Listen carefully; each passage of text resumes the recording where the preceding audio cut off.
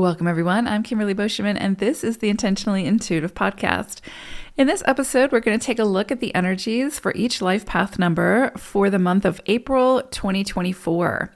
Before we get into the forecast, this, of course, is a general reading. If you would like your own personal reading, please book some time with me where we'll look at your own personal numerology and your year ahead or whatever you want to look at or any questions you may have.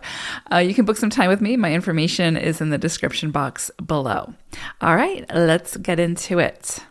Life Path 33-6. So April for you all is a 45-9 cycle, as well as you'll be working with the energy of starfish. So with starfish energy, this is a very regenerative type of energy. So again, like new starts, new beginnings, new things growing, things that you've sort of thought were lost forever kind of come back type of thing.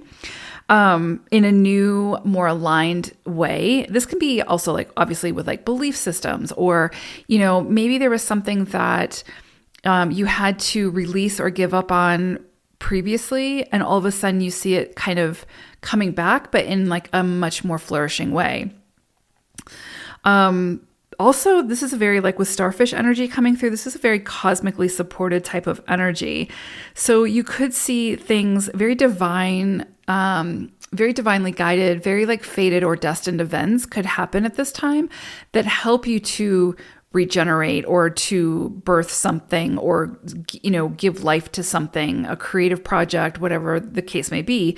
But in a way that is sort of unexpected, right? So you could meet somebody who influences your experience in a way that opens you up to some of the gifts that have been sort of locked away, or reminds you of some of the talents that you had when you were younger and you loved, but you stored away for whatever reason.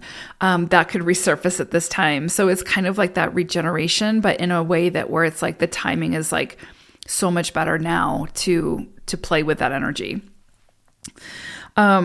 Also, I would say with the starfish energy and the 45-9 energy, there's definitely something here about not dwelling on the past or what's been lost in the past to where it keeps you stuck in the past.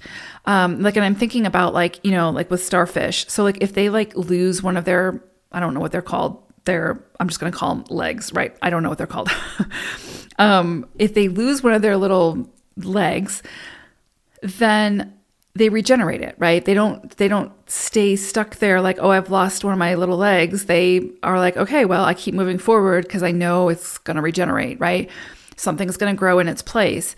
And so, I would say, whether it's about a job, a relationship, an old sense of self, whatever the case may be, if there's something about your experience that had to fall away, I would say honor that, move through the emotions that surface around that, but don't get stuck there, right? Because life is about, obviously transitions, everything's transitory, but it's also about regeneration and renewal. And so there's things that want to grow and come in for you that can't, obviously, if you're stuck waiting for your other arm to attach, if that makes sense. I don't know. But also you can see this with the 45 energy where it's don't get too caught up on regret, right? Or past mistakes or things that didn't work out the way you had wanted them to work out, because there was a reason why they didn't work out the way that they were meant to. And you can't step into that reasoning and that new experience if you're stuck beating yourself up about what didn't work about the past one. So with this 45-9 energy, absolutely, there can be some things that come in around releasing any of that regret, releasing any of those past quote unquote mistakes, or seeing them as mistakes, right? I would also say with the 45-9 energy, you could see some gains come in at this time. Again, this goes back to that regeneration.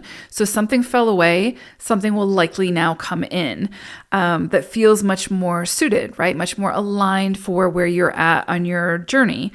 But also there can be some learning experiences that come in as well. And so a lot of times we try to protect ourselves so much that we try to keep the learning experiences at bay. because we're afraid of change or we're afraid of getting hurt or whatever the case may be. But it's like in those experiences where some of the greatest wisdom can be extracted. So, we're not meant to put up all these barriers and boundaries and walls. We're actually meant to like move through the experiences to show ourselves that we're capable of that, right? Life is not meant to be spent hidden away or overly protected and like immersed in bubble wrap, so to speak. So this is, there could be some learning experiences that come in this month that down the road you will be truly grateful for in some capacity because of the wisdom that you're able to take from that experience. I would also say be really careful about, I don't want to say careful, just be like mindful of like managing your expectations of self, of others, of the universe, right? Like it's okay to have standards. It's absolutely okay to have high standards. But to have high expectations is just sort of setting ourselves up for, breaking our own heart in some way.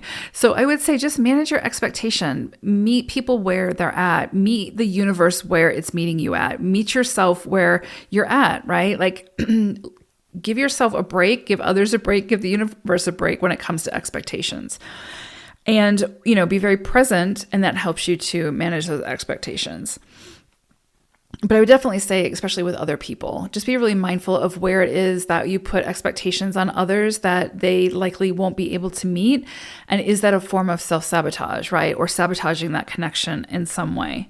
The other thing I would say is you could find that this energy sort of allows you to, again, sort of helps you to move past regrets, learn from them and move forward using your energy for something better, right? Something that's much more aligned for your experience now.